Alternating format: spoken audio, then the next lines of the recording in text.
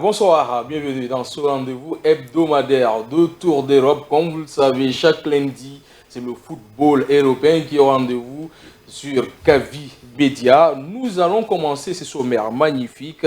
Après, bien sûr, nous commençons Tour d'Europe par l'Euro 2024. Après avoir manqué au rendez-vous de l'Euro 2021 ainsi que la Coupe du Monde 2022, Erling Haaland, blessé et ses coéquipiers ne participeront pas à l'Euro 2024. Les détails, c'est dans quelques instants.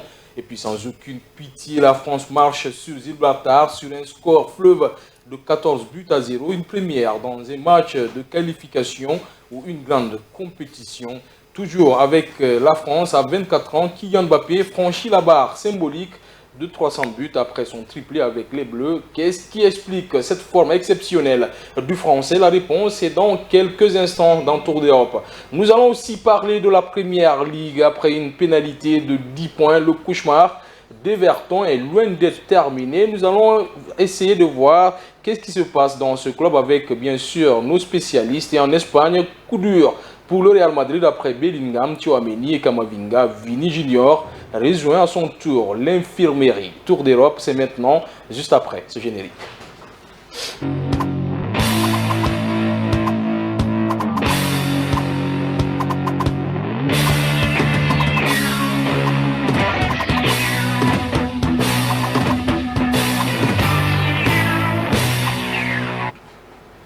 De retour sur ce plateau, vous nous avez manqué tous, hein, mesdames et bien sûr, messieurs.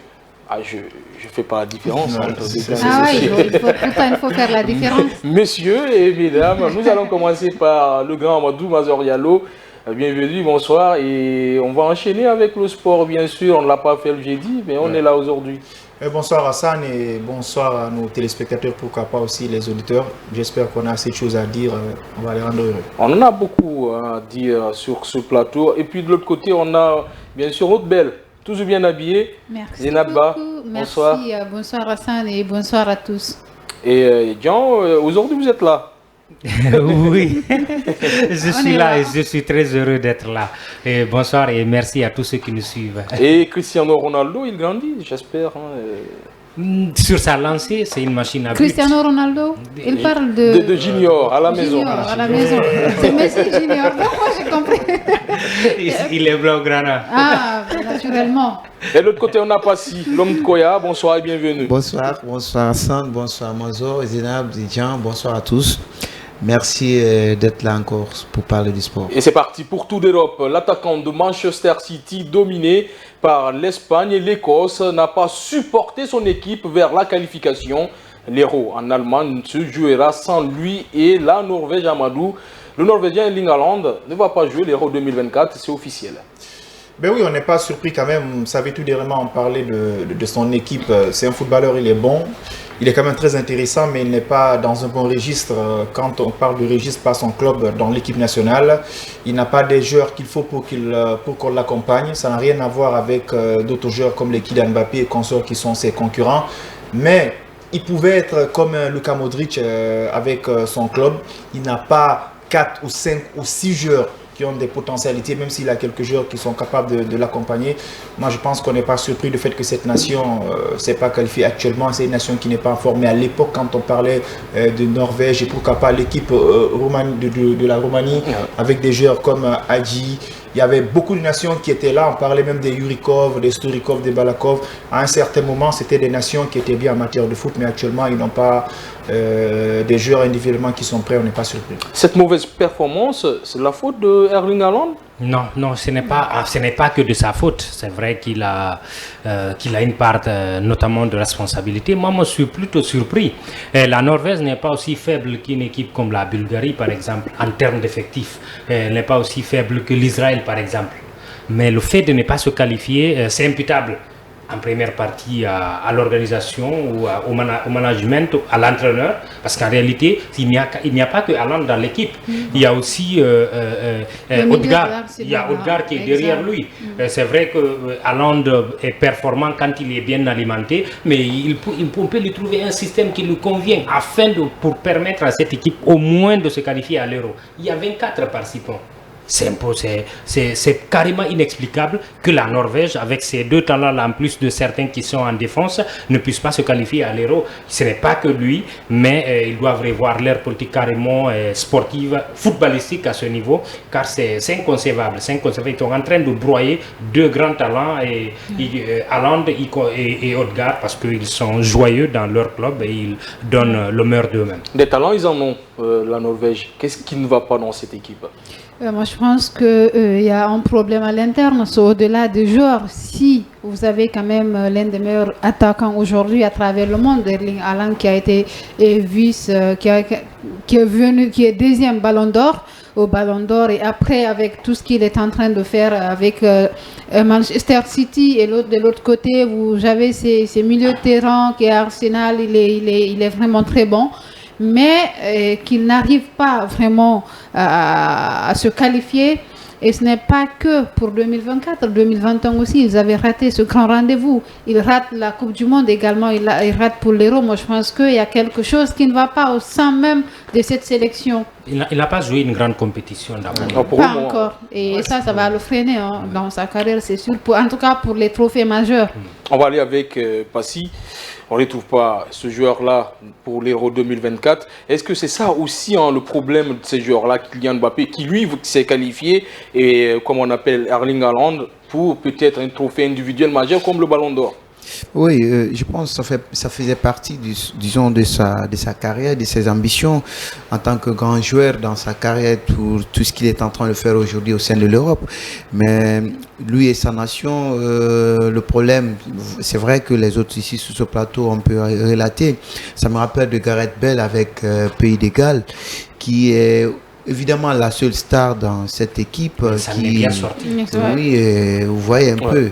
À un moment, ça arrive, c'est cette... Il fut demi-finaliste. Oui, quand même. Lui, c'est bien en sorti. Mais de l'autre côté, Erling Haaland, avec cette carrure, avec cette performance aujourd'hui au-dessus des buteurs européens et avec cet impact qu'il est en train de mettre aujourd'hui dans le football européen, et lui et sa nation, ils sont sévrés de ces compétitions majeures du monde. Je pense que c'est Mais surtout, moi, je me demande, est-ce qu'il est dans un système aussi qui le permet d'être aussi performant qu'en club? Parce qu'à Manchester City, déjà, on a quand même des joueurs de qualité au niveau de milieu de terrain qui aujourd'hui alimentent ce milieu, il est bien servi. Oui. Mais de l'autre côté, il y a des joueurs exceptionnels dans cette équipe. On voit simplement Haaland et Odegaard. Il devient le superstar. Nous ne sommes pas en train de les enterrer, mais est-ce qu'il est mis dans un système comme un club? Ce que je disais tout de suite, je dis que c'est inexplicable que la Norvège, même si c'est deux vedettes seulement, avec ces deux joueurs-là, ils doivent se qualifier à l'Euro avec surtout un Euro à 24. Un Euro à 24, ils doivent se qualifier. Il y a de la place. J'ai cité tout de suite l'exemple de la Bulgarie, par exemple, l'exemple de l'Israël, l'exemple de la Serbie, qui n'a que Mitrovic en ce moment. Donc, ils doivent, avec le peu de joueurs qu'ils ont ici, se qualifier pour l'Euro parce qu'ils ont le matos pour. Est-ce qu'ils réfléchissent comme ça pour mettre dans de bonnes conditions un Haaland, pour mettre dans de bonnes conditions un Odegaard? Et ce qui est plus dangereux, il y a des équipes qui ont été repêchées comme l'Israël, la Bosnie, la Finlande, l'Islande et l'Ukraine. Ce sont des pays qui ne font pas photo avec dans ces effectifs. Déjà, pour que la Norvège aussi puisse déjà avait une chance de se qualifier parce qu'il fallait avoir une place pour les barrages, mais il fallait que Israël puisse quand même gagner cette rencontre contre la Roumanie. Mais je pense que c'est cette défaite d'Israël face à la Roumanie qui a scellé le destin de Mais Amadou, quand on cite l'Israël, qu'on cite la Bosnie, la Finlande, l'Islande et l'Ukraine, il faut quand même citer le nom de la Norvège, Amadou. Quasiment, c'est une équipe exceptionnelle qui a des très bons joueurs. On a quand même Haaland, on a aussi Odegaard. Mais là, on ne sait pas c'est avec quels critères ils se sont basés pour repêcher d'autres nations. Non, tu sais, il y a une règle avec maintenant les... Forcément, il y a une règle, mais si l'équipe n'arrive pas à respecter ces critères de repêchement, on va forcément les oublier. C'est le point, surtout, c'est le point focal. Et puis, il y a ces nations, ils n'ont pas assez de joueurs, mais ils n'ont pas de joueurs qui sont stars, mais ils ont une équipe tellement collective. Quand tu prends l'équipe ukrainienne, ok, c'est un pays qui est en guerre. surtout l'Israélais aussi. C'est une équipe très très joueuse, ils jouent bien au football, l'équipe là. Ils n'ont pas assez de stars, mais quand tu vois ces genres de formations jouer, ils sont très difficiles à manier. C'est des vraies équipes, ils jouent en bloc bas et puis offensivement et défensivement. C'est des équipes, ils sont conscients que l'équipe n'est pas favorite, donc il faut essayer de mettre des bouchées doubles. Jouer en football collectif, ils sont très difficiles à battre même s'ils vont perdre les matchs. Juste un petit rappel, les équipes qui ont été retenues pour les barrages sont des équipes les mieux classées de la Première Ligue des Nations 2022-2023. C'est quand on dit, par exemple, chez nous, meilleur deuxième. Voilà. Alors, ça se passe c'est au point. Naturellement, on prend toutes les poules, on prend les équipes les mieux placées, en tout cas qui ont engrangé beaucoup plus de points pour les repêcher. C'est comme ça, c'est sportif en fait. Pour revenir au cas de Haaland et de Odegaard, naturellement, parce que ce sont les deux stars qui sont connues. Mais globalement, la Norvège a des bons centres de formation. Ça évolue bien là-bas. Il y a des jeunes qui progressent énormément en Première Ligue et dans d'autres pays. Voilà pourquoi moi je me demande, est-ce qu'ils ont pris conscience du joueur, de l'énorme talent de Haaland pour travailler autour de lui, pour construire autour de lui, afin au moins de se qualifier à l'Euro. On a parlé tout de suite de l'exemple de Bale, il était seul, mais ils ont su construire autour de lui pour qu'il puisse se qualifier au moins à l'Euro. On peut parler. Il y a aussi Shevchenko qui n'avait pas. On a parlé de Modric, bien évidemment, il a su envoyer cette équipe en Coupe du Monde. C'est différent de Modric, c'est une grande nation, les Croates. Il y a beaucoup de noms, il y a beaucoup de footballeurs qui. Quand on voit Kovacic, Modric, il y a aussi Krasic, il y en a plein, il y en avait plein. Moi, pas il y en avait plein, mais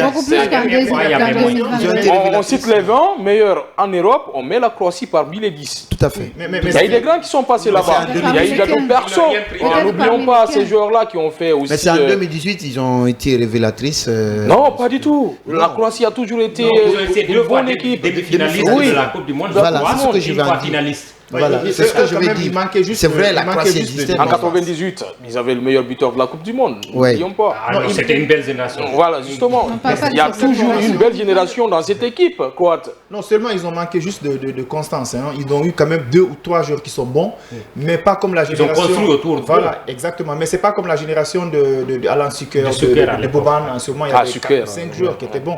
Actuellement, quand tu arrives à observer cette formation, tout dernièrement, ils ont juste 2 ou 3 joueurs qui sont bons, mais c'est des clubs, c'est des nations qui sont très très difficiles à organiser surtout. Bien organisés tactiquement. Ils ne jouent pas un football spectaculaire. Ils essaient de gérer tactiquement et puis. Parce que quand on est en Hollande, rater la Coupe du Monde, rater l'Euro, c'est quand même un coup dur. C'est un coup dur, surtout ça va jouer beaucoup sur son mental et vu le joueur, la qualité, ce qu'il a comme expérience, ce qu'il a aujourd'hui comme ambition pour être parmi les meilleurs du monde comme Cristiano Ronaldo, comme Lionel Messi aujourd'hui. Surtout prendre la relève. Prendre la relève. Je pense que par finir se voir c'est vrai de ces compétitions majeures, de la Coupe du Monde, de l'Euro avec sa nation, je pense que ça va jouer psychologiquement, mais attendons de voir. Surtout qu'on va retrouver Ronaldo à la Coupe à l'Euro. Le Ballon d'Or aussi peut se jouer là. Je crois que globalement, il est non seulement pénalisé cette année du fait de ne pas avoir participé à fait. L'année prochaine, il sera encore pénalisé parce qu'il y a la Copa, il y a aussi l'Euro. Et les joueurs qui vont se démarquer, non seulement en club, mais aussi à l'Euro, vont engranger beaucoup plus de points que lui. Et ça va être compliqué pour lui. Vous dites que ça va être compliqué pour le BO côté Hollande. Ça va être difficile, surtout si des joueurs concurrents directs se démarquent bien à l'Euro. On va parler tout de suite de Mbappé. Il y en a d'autres qui, naturellement, peuvent faire une grande compétition et ils vont le décoiffer au poteau. Oui, justement, parce que les années à laquelle il y a des compétitions majeures, si c'est la Coupe du Monde, les joueurs qui remportent partent beaucoup plus favoris. Et en 2024, après l'Euro, les joueurs qui vont participer à cette compétition, bien évidemment. Surtout que l'Euro va être... le Ballon d'Or l'année prochaine, ça sera co-organisé par l'UEFA et France Football. C'est l'Europe. L'Euro, ça va beaucoup jouer. Donc, je pense que c'est quelque chose qui, aujourd'hui, quand je l'ai dit, voit sa carrière, ça sera un peu compliqué. Il peut briller, mais pour avoir des trophées majeurs, ça sera très difficile, en tout cas avec sa nation. Parce pour les distinctions individuelles, ça peut compter. Ça peut compter, mais... avec cette montée de Mbappé, à l'Euro, ça va être compliqué pour lui de soulever ce ballon d'or tant attendu en Norvège. Bon, ça va être très compliqué, hein, sauf si Mbappé n'arrive pas à saisir ses chances, parce que lui aussi, des fois, bon, il est bon, des fois aussi passe tellement à côté, il n'est pas chanceux. Parce qu'à un certain moment, avec le club parisien, le Paris Saint-Germain était en super forme. En Ligue des Champions, on a vu le gardien, il a fait des bourdes, on a éliminé le Paris Saint-Germain. En ce moment, il était très bien parti.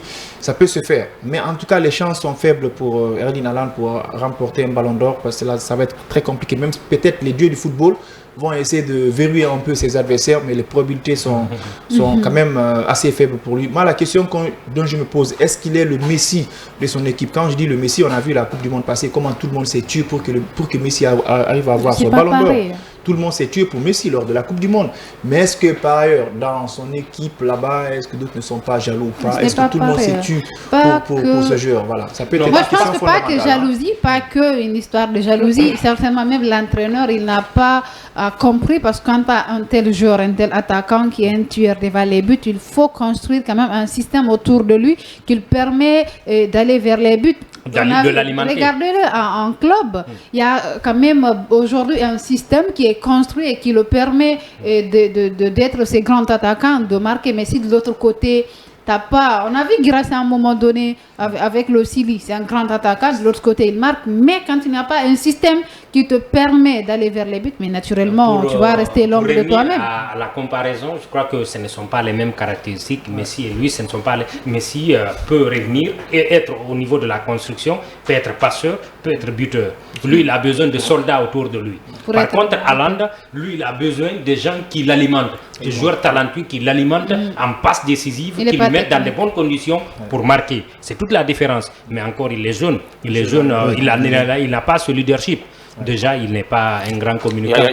On va relancer cette question. Quand on est un excellent joueur qui est en train d'exploser, de battre des records, jouer pour une petite nation qui n'a pas de star, est-ce que c'est donné? Voilà pourquoi beaucoup de joueurs sont en train de s'exiler, jouer pour la France, jouer pour les pays qui ont renommé sur le plan footballistique.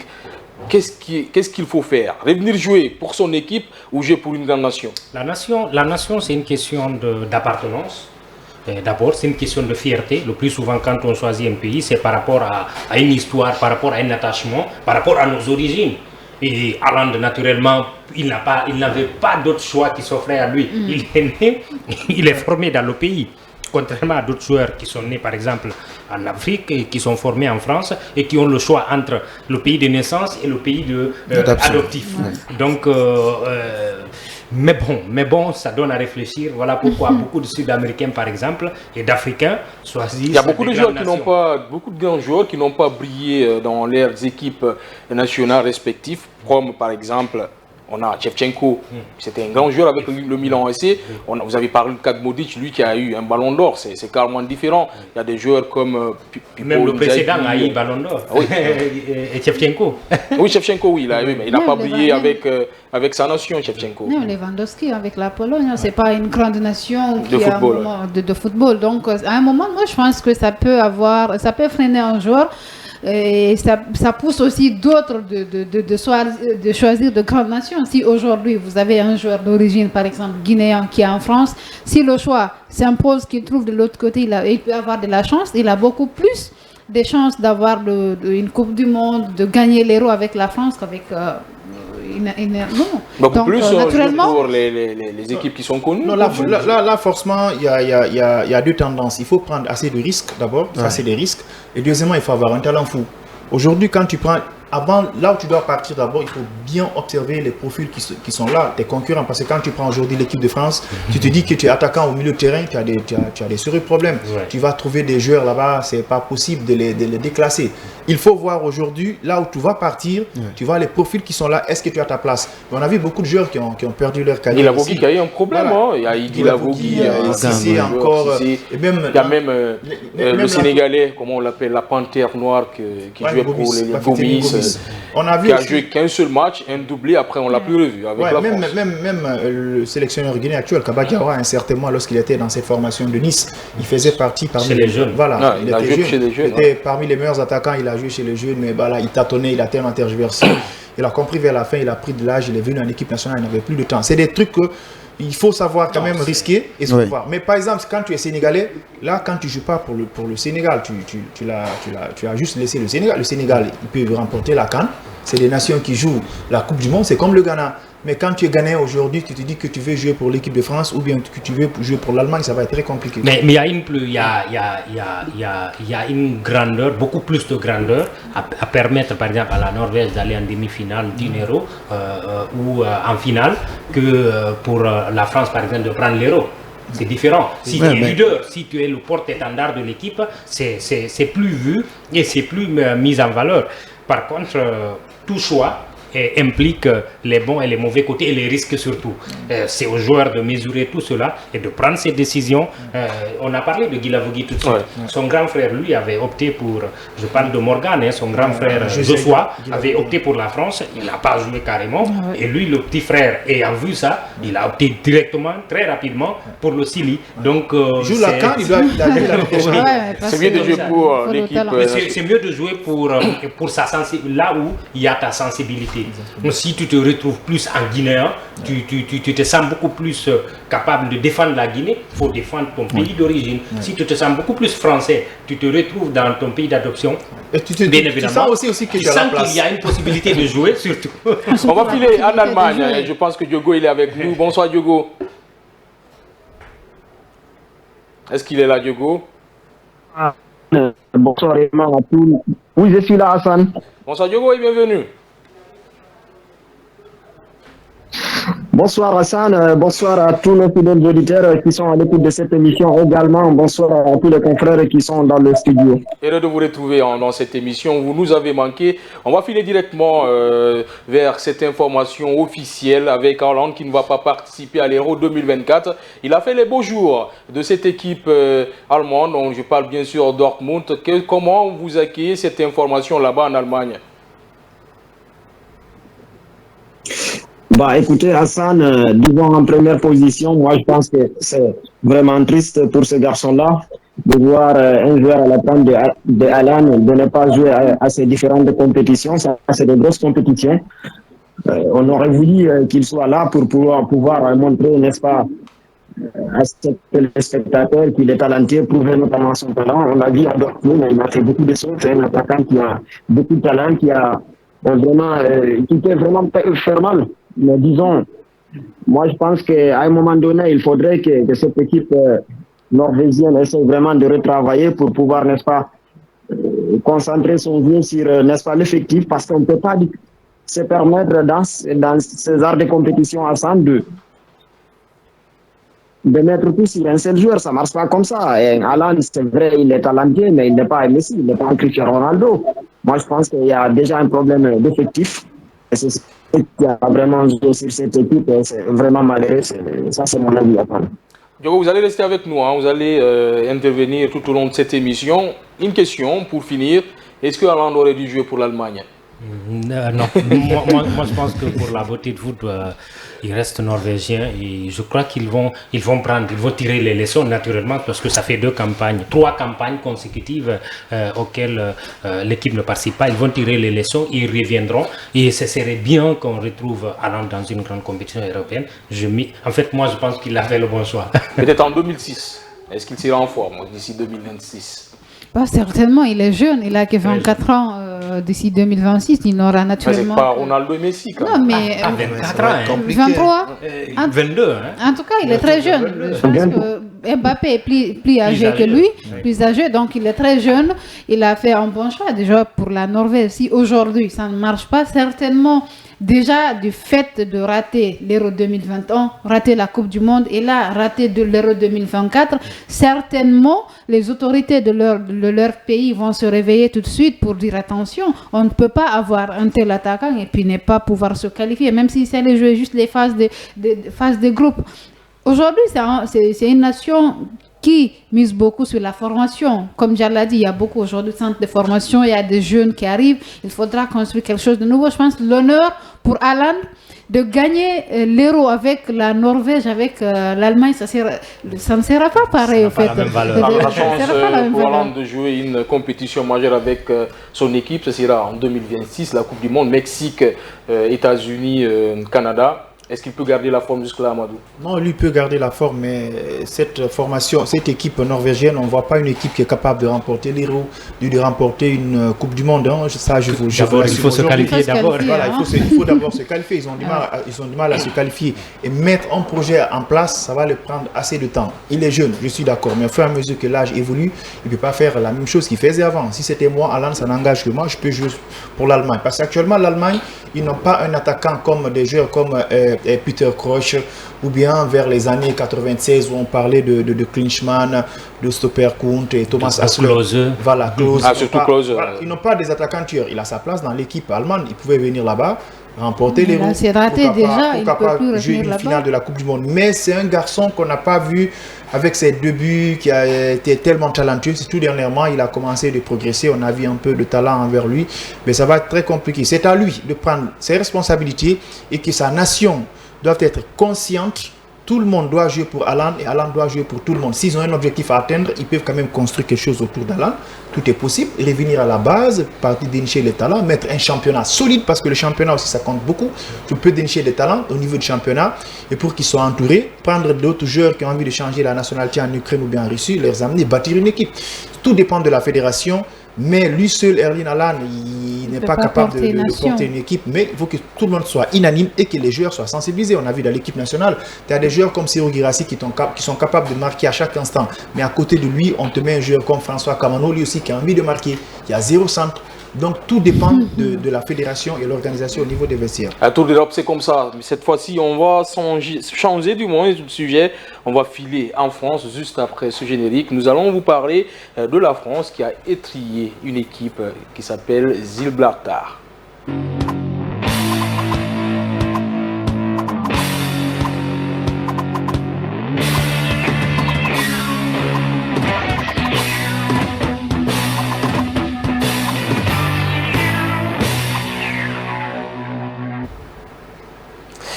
Ce samedi, à Nice, l'équipe de France a battu son record de buts lors d'une rencontre internationale permettant à Warren Zaïre-Emery de devenir le plus jeune marqueur de l'histoire depuis 1994. J'y arrive. En un match, 3 records sont tombés. Les Bleus n'avaient jamais vu aussi grand, balayant Gibraltar, noyé sous une pluie de 14 buts. La dernière orgie remontée à un France-Azerbaïdjan à Auxerre en 1995, 10-0 sous Aimé Jacquet. De son côté, le territoire frontalier de l'Espagne n'avait jamais autant chargé sa valise depuis un 9-0 en Belgique à l'été 2017. Un score monstrueux, mon cher Yann. Vous attendiez à ce score-là? Même si c'est Gibraltar. C'est Gibraltar, ce n'est pas surprenant. Moi, il y a quelques nations en Europe, moi je me dis que c'est de fausser la compétition, de les mettre dans les mêmes groupes que les grandes nations. Il y a Gibraltar, il y a l'île Féroé, et il y a aussi, en tout cas, il y a 3-4 nations qui faussent carrément les compétitions et qui prennent que des valises. Luxembourg, ça me revient. Luxembourg aussi, c'est des nations qui encaissent beaucoup plus que toutes les autres nations en Europe. Ce n'est pas, en fait, les 14-0, peut-être, sont énormissimes, mais en réalité, moi, je m'attendais à une valise. Je m'attendais à une valise. 14 buts, c'est quand même beaucoup, Amadou. C'est historique. Oui, je m'attendais à une valise. Moi, quand même, je ne suis pas surpris. Vous savez, l'équipe de France, la dernière Coupe du Monde, déjà, ils ont joué la finale. On a vu comment était leur fougue. Ils ont pu arrêter des nations qu'on ne pouvait pas penser qu'ils pouvaient les arrêter, comme le Maroc, si je ne me trompe pas. Le Maroc était très bien parti. Pour moi, ça n'engage que moi. Après, peut-être l'Argentine, l'équipe de France, je pouvais placer cette formation marocaine. C'est lui qui a stoppé le Maroc. Moi, je me dis, ils ont des potentialités. Parce que déjà, en France, ils ont une bonne politique sportive. La France, c'est un pays d'accueil. C'est un pays qui accueille tout le monde. On a vu, la France a donné beaucoup d'opportunités à des jeunes footballeurs africains qui viennent de nulle part, comme ça, des aventuriers. D'autres sont venus clandestinement. Quand tu joues bien, on te donne les papiers, on te dit, voilà, il faut jouer pour l'équipe de France. À un certain moment, les gens continuent à critiquer l'équipe parce qu'il y a toutes les nationalités. Et ils ont déjà compris la philosophie actuelle. Le football, il n'y a pas à dire que tu viens de tel pays. Quand tu es charmé par la France, voilà, tu joues pour la France. Donc, et puis le championnat, ils ont un bon championnat. C'est un bon championnat. C'est le championnat de France, c'est formateur. Quand tu arrives à voir le football à la base en France, ils ont des très très grands centres de formation footballistique. Donc si la France arrive à étrier ces genres de nations avec un score, voilà, pas possible, moi je me dis c'est logique. Hein. Alors Diogo, on va aller avec vous, hein, parce que vous êtes juste à côté de la France, vous êtes en Allemagne. Est-ce que la France est partie pour remporter l'Euro? Est-ce que c'est le plus grand des favoris de cette compétition? Bah écoutez Hassan, c'est l'une des équipes, disons, favorites. On a vu, n'est-ce pas, lors de l'Euro du passé, je pense que cette équipe nous avait montré de ce qu'elle était capable. Moi, je pense que c'est une équipe de France où il y a beaucoup de talent, où il y a des joueurs qui sont vraiment exceptionnels. Il y a notamment Mbappé et autres. Moi, je pense que, voilà, c'était vraiment pas une surprise quand on regardait, n'est-ce pas, Hassan, cette équipe adverse. Moi, je pense qu'il y avait vraiment pas match et ils ont montré de quoi est-ce qu'ils étaient capables et c'était vraiment très, très beau à voir. Même si, n'est-ce pas, si on revient sur la rencontre elle-même, moi, je pense que, voilà, cette équipe de Barca, elle-même pouvait faire quelque chose. Ils pouvaient ne pas encaisser ce genre de buts avec un nombre de buts qui sont vraiment inacceptables. Moi, je pense qu'ils doivent essayer de rééquilibrer tout ça. Pourquoi pas, au niveau de la fédération, apporter des sanctions, changer les gens qui sont, n'est-ce pas, à la tête de ces différentes institutions. Mais disons, la France, moi, je pense qu'on pourrait vraiment s'attendre à ce que vraiment cette équipe puisse nous apporter beaucoup de choses. Je puisse vraiment peut-être même revenir encore avec cette coupe, avec, n'est-ce pas, l'Euro de 2024. Attendons de voir pour faire une observation. Est-ce qu'ils vont nous montrer la belle image avec, n'est-ce pas, un football assez fantastique qu'on a vu, n'est-ce pas, lors de la récente compétition. Moi, je pense que voilà, il faut vraiment compter sur cette équipe parce qu'ils ont des jeunes qui sont vraiment talentueux, ils ont des jeunes qui peuvent, n'est-ce pas, faire la différence. Et c'est l'une des équipes d'ailleurs, hein, favorite à ça, il ne faut pas l'oublier. On peut notamment nommer, n'est-ce pas, cette équipe d'Allemagne, pourquoi pas cette équipe du Portugal de Cristiano Ronaldo. En tout cas, il y a pas mal d'équipes, pourquoi pas l'Espagne, qui feront vraiment beaucoup de choses, mais on attend de voir le déroulé de cette compétition pour pouvoir, n'est-ce pas, continuer à faire des analyses qui seront objectives. Alors, Zéna, vous partagez l'analyse de Oumar Diogo. Pour vous, la France, elle est trop forte pour l'Europe? Non, elle n'est pas trop forte pour l'Europe. C'est l'une des meilleures équipes en Europe, mais c'est pas que, je dirais pas c'est la meilleure. Aujourd'hui, ils partent vice-champion du monde. Hein, oui, ils partent favoris pour cette compétition-là, parce qu'Allemagne, ce n'est plus cette compétition, cette équipe, j'allais dire qu'on a connue dans les années de 2014-2010, ce n'est plus cette équipe-là aujourd'hui. Peut-être on a l'Espagne et l'Angleterre, mais sinon, la France est l'une des meilleures équipes aujourd'hui. Mais parlant maintenant de ce score de fleuve, moi, je pense que c'est infiniment grand face à infiniment petit. Vous prenez la France aujourd'hui, c'est quand même une équipe qui est à la tête du classement FIFA. Vous prenez, qui aujourd'hui ils sont même devant l'Argentine, après ils remontent devant l'Argentine. Et là, vous prenez de l'autre côté Gibraltar, c'est quand même 198e classement FIFA. Oui. Donc c'est l'une des nations les plus faibles au monde en matière de sport. Donc, et déjà infériorité numérique aussi. Il n'y avait pas de match. Si déjà des extrêmes un jour, et parce que jamais on va entendre parler la France vient de battre l'Espagne ou l'Angleterre 14-0. Jamais dans l'histoire du football. Donc on ne peut pas. C'était une équipe prenable, vulnérable et avec infériorité numérique. Je pense qu'il n'y avait pas photo. Hein. Mbappé, vas-y. Mbappé, on a Mbappé, on a Giroud, on a Coman, on a aussi Kolo Muani, des joueurs exceptionnels. Tout ça, c'est séduisant en France. Oui, c'est des joueurs, moi je pense qui aujourd'hui répondent catégoriquement à ce que la France veut en matière de football, surtout dans la conquête de ces trophées majeurs, qu'ils soient dans le monde ou en Europe. Aujourd'hui, vous avez ces joueurs dans votre équipe, mais vous êtes aisés en matière de la ligne d'attaque. même si à un certain niveau, ils ont du mal à franchir certaines défenses. Mais attendons de voir ce que ça va donner, parce que c'est vrai, ils ont réussi à battre une équipe aussi fébrile, une équipe aussi qu'on ne peut vraiment pas reconnaître sur la carte Même du monde. Même la Guinée peut battre cette équipe-là. Sur la carte du monde. Je blague. Vous comprenez un tout petit peu. C'est une équipe que... Enfin, bon, c'est pas gentil ça. Non, c'est pas trop gentil ce que vous êtes en train de dire. Non, c'est difficilement quand même de reconnaître, en tout cas moi, ce pays sur la carte du monde. Les plus faibles voilà, en matière de football. La France dit, c'est vrai, c'est un record peut-être en matière de but, mais pas en matière de cette. Parce que vous prenez cette équipe en 2023, mais ils ont tous les matchs qu'ils ont pu opérer, ils ont plus de 35 buts. Plus de 35 buts encaissés. 35 buts encaissés. En 2023, ça c'est reste qu'en 2023. Mais France ne peut pas taper la poitrine. Amadou, peut-être une question rapidement. Didier Deschamps a réussi quelque chose d'exceptionnel. Il y a eu des hauts et des bas, on l'a décrié surtout sur le cas de Karim Benzema, la finale ratée de la France. Mais il réussit quand même à garder la tendance, à garder ces joueurs-là. Ils sont en train de jour en jour devenir plus forts. Oui, aujourd'hui Didier Deschamps, moi je me dis, il a tout ce qu'il faut. Quand un entraîneur aujourd'hui arrive à prendre l'équipe de France, tu n'arrives pas à progresser. Pour moi, tu es l'entraîneur le plus nul au monde. Tu as des joueurs comme Rabiot, Upamecano, Kolo Muani, c'est la folie. Tu as une nouvelle génération qui est en train de s'imposer dans le club. Tu as des joueurs comme Mbappé qui ont pas mal d'ambition. Je pense que c'est une équipe qui est au complète. Même le banc de touche de l'équipe de France aujourd'hui, c'est une équipe franchement compétitive. C'est une équipe qui peut te dire aujourd'hui qui est capable de remporter une Coupe du Monde, pourquoi pas l'Euro. Et puis il y a des jeunes qui sont tellement ambitieux. Des jeunes comme Mbappé qui ont envie de prendre le ballon d'or, des jeunes comme Rabiot qui ont été remis en confiance rapidement à un certain moment dont le choix a été discuté en équipe de France. Moi je pense que c'est pas trop diabolique, c'est pas trop quelque chose qu'on doit apprécier. Didier Deschamps, c'est à lui aujourd'hui de fournir les efforts, c'est à lui de gérer les joueurs parce que il faut être un entraîneur de qualité et de caractère pour gérer ses stars. C'est extrêmement important. Quand tu as au niveau du milieu de terrain, tu as plus de 7 ou 5 joueurs qui sont hyper bons. Maintenant, c'est au niveau des choix où l'entraîneur va se paniquer. Il ne se pose pas, il a des joueurs, l'équipe de France, même toi, Hassan, un peu de formation. Je ne dis pas un exemple, tellement que... Je ne suis pas arrivé là-bas, là.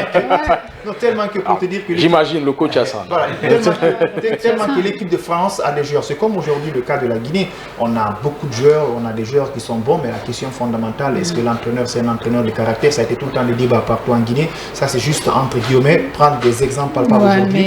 Quand il y a des joueurs comme des joueurs de la France. C'est un exemple. Naturellement, on n'a pas de stars. C'est un exemple que je suis en train de dire. Aujourd'hui, quand tu prends le milieu de terrain, tu as des joueurs qui jouent la Ligue des Champions, en tout cas qui jouent le haut niveau. On a des joueurs qui jouent le haut niveau. Donc, un entraîneur, quand tu n'es pas un entraîneur de caractère, quels qu'en soient les éléments que tu as, tu ne peux pas t'en sortir. Moi, mais quels sont ces joueurs-là qui jouent le haut niveau? Je pense qu'en Guinée, ce n'est pas un débat. Moi, je peux vous citer des joueurs qui jouent le haut niveau, qui jouent la Ligue des Champions. Effectivement, qui jouent la Ligue des Champions. On a combien de joueurs qui jouent la Ligue des Champions? Des joueurs, je te prends au niveau de la défense. Combien qui jouent la Ligue des Champions? On parle de 2023 là, qui jouent dans un grand club, qui jouent la Première Ligue dans un grand club. On va répondre à la question. La France est visible. Il va répondre rapidement à la question. Je te prends un exemple aujourd'hui. Je ne dis pas des joueurs qui jouent actuellement la Ligue des Champions, mais qui ont joué la Ligue des Champions. Tu prends un joueur aujourd'hui comme Mohamed Ali de Young Boys de Berne, il n'y a pas question, il est tout le temps constant. En Ligue des Champions, tu prends... Tu marques même Mohamed Ali, le défenseur là, mais avec le Sidi, je pense que c'est l'île. Moi, je pense que je suis en train de répondre à vos questions. Ok, vas-y. Est-ce qu'il y a des joueurs dans l'équipe nationale qui ont joué la Ligue des Champions, qui ont vécu des joueurs de qualité? Actuellement, des joueurs de qualité en ce moment. Quand tu prends au niveau de la défense, des joueurs comme Mohamed Ali, qui ont joué la Ligue des Champions, le joueur de Valence, un joueur incontestable, Yarabi, il est capitaine. Un joueur ne peut pas être capitaine en équipe de Valence. Tu me dis que ça c'est le bas niveau. Revenons un peu. Il n'est pas un champion. Voilà. Quand tu reviens au niveau du milieu de terrain, tu prends des joueurs aujourd'hui comme des joueurs qui ne sont pas titulaires ou bien des joueurs qui ne sont pas appelés, des joueurs comme Madi dont l'entraîneur a oublié. Voilà, des joueurs comme Madi dont l'entraîneur a oublié. Nabi Keita, on peut comprendre, il est blessé. Aujourd'hui, Diawara aussi qui a joué la Ligue des Champions. Diawara qui a joué la Ligue des Champions, qui a joué des grands clubs. Moriba aussi. Aujourd'hui, un joueur ne peut pas jouer dans Naples ou bien AS Roma. Tu ne peux pas me dire ça, c'est pas le niveau. Oui, bah, moi je pense que c'est. On va aller directement vers le débat qui nous concerne rapidement. Au niveau de l'attaque, quand tu des joueurs comme Morgan Guilavogui qui ont joué la Ligue des Champions, Morgan Guilavogui. C'est pas le sujet, on va passer à autre chose, mais tu parles de. On va s'arrêter là. On va aller avec vous rapidement. Moi, pour revenir à la France, je dirais que le score, en fait, le score en lui-même ne fait pas de la France favorite à l'Euro, mais son parcours de ces 3, 5, 10 dernières années, depuis l'accession de Deschamps à la tête de l'équipe, lui vaut ce titre-là, ou en tout cas ce fardeau, parce que c'est un fardeau d'être nommé comme favori. Ils ont l'une des meilleures équipes du continent européen, l'une des meilleures au monde déjà. Et donc, c'est à eux d'assumer ce statut, mais il y a des équipes qui viennent derrière, qui ne parlent pas beaucoup, qui viennent en outsider. On va parler de l'Espagne, on va parler de l'Angleterre, qui maintenant là, veut prendre quelque chose. On va parler des Pays-Bas, il y en a d'autres équipes. L'Europe, il y en a beaucoup de pays. Donc, il faudra vraiment être prêt pour assumer ce statut, surtout le concrétiser. Alors Diogo, est-ce que vous êtes là avec nous? Oui, je suis là, Hassan.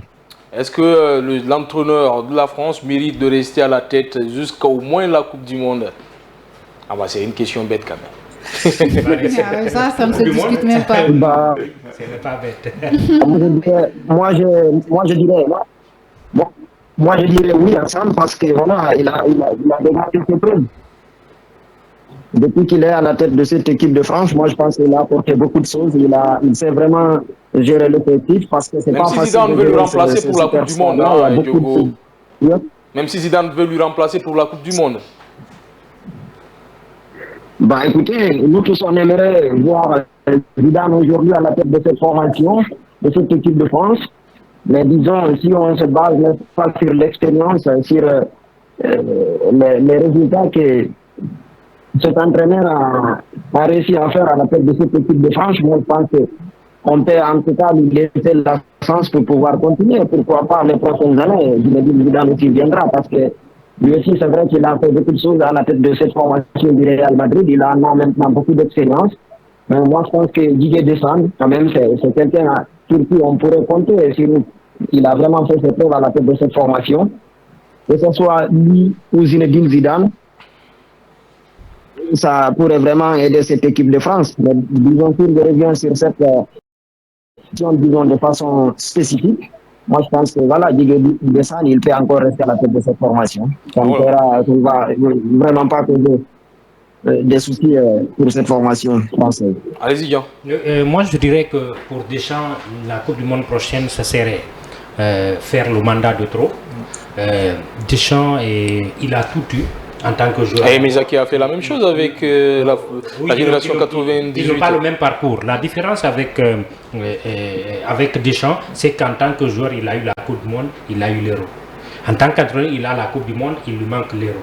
Après cet Euro-là, on lui souhaite toute la chance de prendre l'Euro. Il aura fait ce qu'on appelle boucler la boucle. Prendre tout en tant que joueur, prendre tout en tant qu'entraîneur. Avec l'équipe de France, il aura accompli ce que personne d'autre n'a accompli. Il faut souligner aussi qu'entre-temps, il fut le capitaine de l'équipe de Marseille qui a pris la Champions League.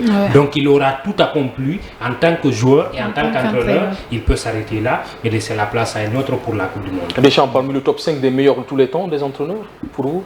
Bon, top 5, bon. Il y a des noms, il y a des noms à citer. Bon, avec quand même, quand tu arrives à voir... De l'histoire, de l'histoire. D'entraîneur, oui. Je le placerai en tête. Bon, bon, ça va être un peu compliqué parce qu'il y a quand même des entraîneurs qui ont vécu dans cette formation, qui ont remporté la Coupe du Monde à un certain moment où l'équipe... Qui ont d'ailleurs doublé la Coupe du Monde. Non, à l'Euro, ce n'était pas lui. C'était Rosé Lemaire. Il y a eu des bons entraîneurs que l'équipe de France a eu ou les entraîneurs qui ont mis tout le monde d'accord où il n'y a pas eu de débat. Voilà, il n'y a pas eu trop de débat et tout ça. Moi, je pense quand même c'est un bon entraîneur. Il y a Aimé Jacquet, il y a Rosé Lemaire, comme vous l'avez cité. On peut le placer quand même dans les top 6, peut-être 6 ou 7. Il a 2 finales de Coupe du Monde, 2 compétitions. La Coupe du Monde et la Ligue des Nations. Je pense quand même qu'il est très bon en matière de bilan. C'est un entraîneur de caractère. Il a quand même eu la chance d'avoir une très bonne génération de jeunes qui sont bons. On peut le placer dans les top 6 ou 7. En tout cas, il a mis ses empreintes sur l'histoire du football de la France. Mais qui n'a pas beaucoup réussi en club quand même, Deschamps avec Marseille. Demi-finaliste de la Ligue des Champions en 2004. Oui, c'était compliqué pour lui en tant qu'entraîneur avec les clubs. En tant qu'entraîneur, sélectionneur avec les clubs, certes, peut-être pas forcément, mais en tout cas, moi je pense. Pas beaucoup de trophées remportés. Si vous me demandez, moi je ne vais pas le mettre dans le top 7, top 6, je vais le mettre dans le top 5. Vous avez un entraîneur quand même, il a été champion du monde, il prend les rendez-vous à l'Euro, et de l'autre côté, il est vice quand même champion du monde avec aujourd'hui, la France est l'une des meilleures équipes, même si il y a des joueurs de qualité, mais le leadership aussi qu'il aujourd'hui est en train d'inculquer à cette équipe-là, je pense que ça reste un grand sélectionneur. Hein. Le top 5, il le mérite carrément. Alors, je vous disais que 3 records sont tombés, surtout c'est lui, Warren Zaïre Emery. Vous le connaissez, hein? Oui. Vous connaissez tous, un jeune petit talent, est devenu le plus jeune buteur de l'histoire des Bleus depuis 1914, inscrivant en 15 minutes autant de buts que Randal Kolo Muani en 12 sélections. Une satisfaction qui raconte assez bien l'état de ces deux Parisiens, même si Guian est en train de sourire. L'un est un phénomène, l'autre encore en gestation. Ça me fait rire parce que après son but, il s'est blessé et il est sorti, alors que Randal Kolo Muani est depuis trop longtemps. Je crois que nous avons tous été trompés par rapport au cas de Kolo Muani avec son entrée en finale de Coupe du Monde. C'est là-bas qu'il a eu tout ce nom-là et tout le monde a cru qu'on avait en face une pépite, mais ce n'est pas la même chose. En tout cas, pour le moment, ce n'est pas la même chose. Zaïre est très jeune. Mais ce qu'il démontre déjà en dit long sur sa capacité, et déjà il a une grosse marge de progression. On peut attendre beaucoup plus de lui, et ils ne sont pas comparables, c'est milieu de terrain et un attaquant. Mais bon, si on était amené à miser sur quelqu'un, je prendrais Zaïre. C'est un joueur en gestation, Amadou, mais est-ce que à la longue il peut continuer avec ces performances-là? Vous savez, le plus difficile en matière de talent, c'est la constance. Quand tu n'es pas constant, ça va être très compliqué. Quelles qu'en soient les potentialités de quelqu'un dans n'importe quel domaine, dès que tu n'es pas constant, c'est la chose la plus compliquée. On attend de voir, est-ce qu'ils vont être constants, c'est une nouvelle génération. Ça peut aussi changer. Un jour, peut-être Kolo Muani peut rencontrer un entraîneur qui peut le changer, qui peut le mouler. On peut comprendre lors de la Coupe du Monde, au moment où l'entraîneur... Pas si jeune que ça, voilà, aussi.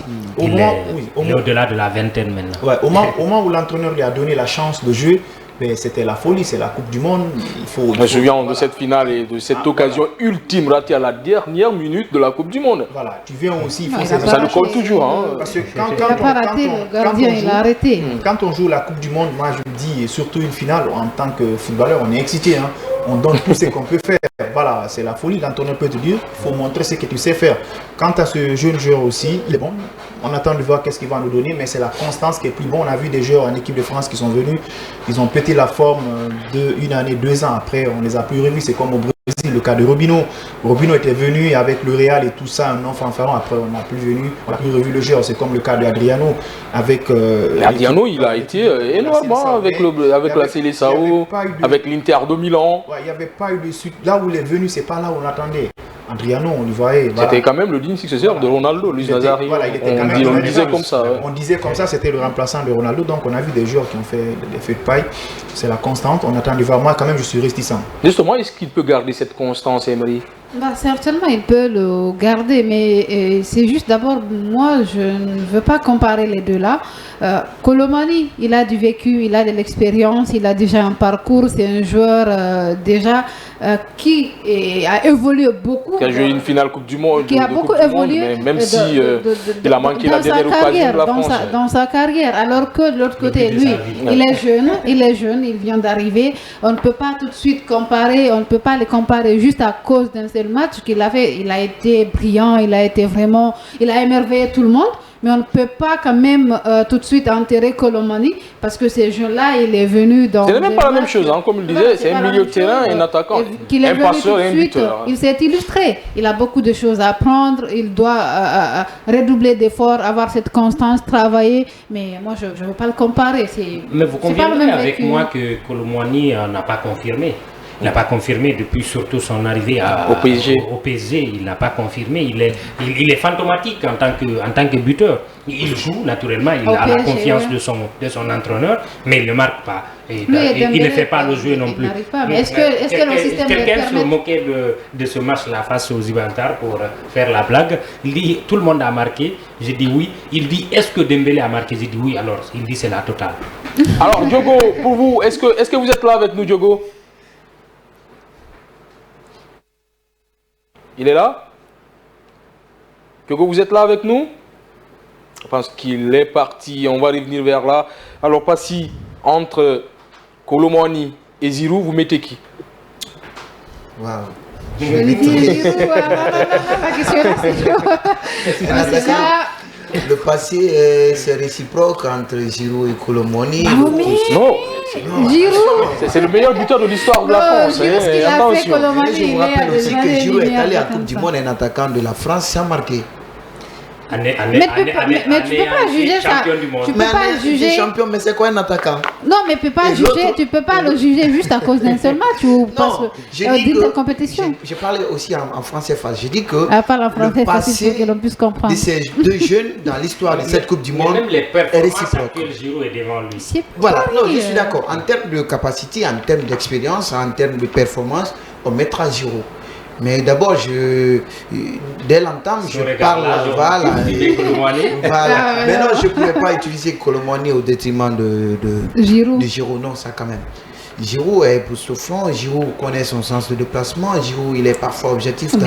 Déjà ce qu'il a fait avec l'équipe de la France, Colomani, il est... On va aller rapidement. Hein. Il faut rappeler que Giroud est venu en équipe de France au-delà de ses 25 ans. Ouais. Oui. S'il est aujourd'hui meilleur buteur de l'histoire, ça montre le joueur qu'il est.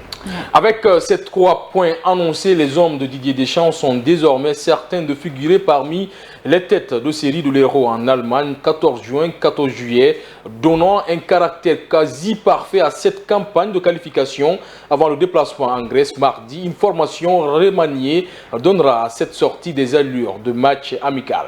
Sans transition, on va continuer avec la France. Kylian Mbappé court après tous les titres et tous les records depuis ses débuts chez les professionnels. L'attaquant du Paris Saint-Germain et de l'équipe de France a franchi une barre mythique face à Gibraltar ce samedi, celle des 300 buts à seulement 24 ans. Logiquement, il est le plus jeune joueur de l'histoire à atteindre cette barre mythique.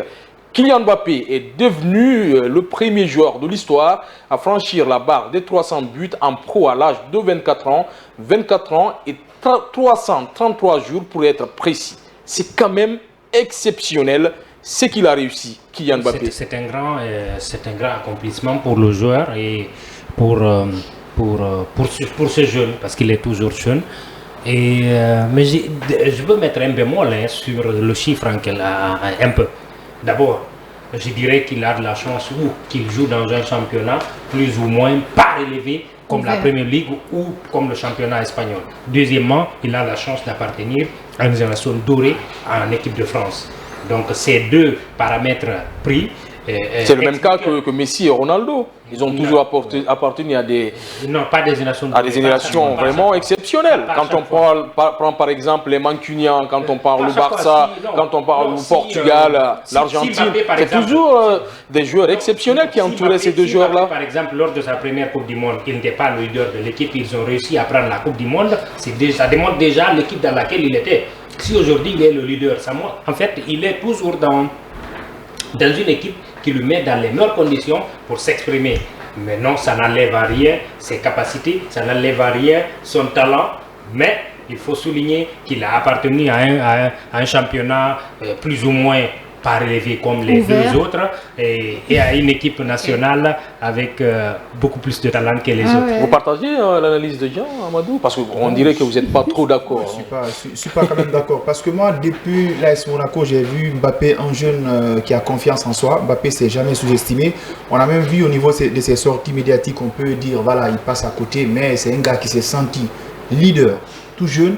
C'est un gars d'abord qui n'a pas aimé de jouer avec les autres grands joueurs pour ne pas se sentir au second plan. Mbappé a mis la barre haute. C'est pour vous dire que psychologiquement, il n'était pas aussi grand que ça. Il n'était pas si grand que ça, mais ça fait partie d'abord de l'aspect d'un leader. Un leader, c'est purement psychologique. C'est un joueur qui n'essaie pas de sous-estimer. Il n'a rien à voir avec Neymar. Neymar qui n'a jamais lui aussi accepté d'être au second plan, mais sur le terrain, il ne fournit pas assez d'efforts comparativement à ce joueur, Kylian Mbappé. Mbappé d'abord, qu'est-ce qui a beaucoup lancé Mbappé? C'est ses qualités d'individualité. Mbappé n'est pas assez collectif. Mbappé, lui seul, il est capable de partir, se débarrasser des adversaires et marquer. Je pense que le talent de Mbappé, ce n'est pas un débat. Mbappé, il est bon, il est quand même très intéressant. Mbappé, n'importe quel championnat, s'il a la chance de jouer, il va se faire une place. Là, quand même, c'est pas. Il est dans le championnat français. J'attendrai de le voir changer de championnat. Je n'en disconviens pas. Pour preuve, on a vu le plus grand rendez-vous, c'est la Coupe du Monde. Mbappé s'est démarqué lors de la Coupe du Monde, même en équipe de France, contre les grandes nations de football. Il faut voir Mbappé comment il prend ses responsabilités. Est-ce qu'on est d'accord qu'il ne peut pas être 5 fois meilleur buteur du championnat anglais de façon pour le championnat anglais, on est là en tant que journaliste sportif, on donne nos avis, mais on ne peut pas se rassurer que Mbappé ne peut pas être parmi les meilleurs en championnat en Angleterre. Non, il peut être parmi les meilleurs. Maintenant, reste. Est-ce qu'il peut être le meilleur pendant 5 ans? 5 fois, on est des journalistes sportifs, on peut le donner. Si il travaille, il peut le faire. Mbappé a ses qualités. En première ligue. Vous savez, dire non sur une chose ou bien dire oui, c'est des questions de probabilité. Mais le débat... Le concurrent direct de Kylian Mbappé dans le championnat français, c'est qui? C'est qui? Je pense que depuis qu'il est venu. Je pense que là, le point focal... Ses concurrents étaient dans son équipe. Le point focal de ce garçon, on ne doute pas de ses potentialités. Mbappé, il est bon. Voilà, ça. Maintenant, quand vous comparez, par exemple, le club comme Paris Saint-Germain et Liverpool, ce n'est pas le même registre. Vous imaginez quand il joue à Liverpool, à un certain moment, il a des joueurs comme Thiago Alcantara derrière lui, il a des bons joueurs qui l'entourent très bien. Sauf qu'il a des meilleurs défenseurs aussi devant lui, beaucoup plus qu'en France. Mais attention, vous ne sous-estimez pas le championnat de France. Le championnat de France, moi j'ai parlé avec un joueur qui a joué dans le championnat de France, il y a tellement de contacts physiques, mais c'est même l'a confirmé. Oui, mais nous voyons ce qui se passe. Le championnat de France est très difficile à jouer en matière de qualité physique et d'endurance, en matière d'expérience, lecture de jeu, en matière de finition, offensivement, tactique, là ils sont absents. Mais combativité, duel, ça existe en France, ça c'est le second championnat africain.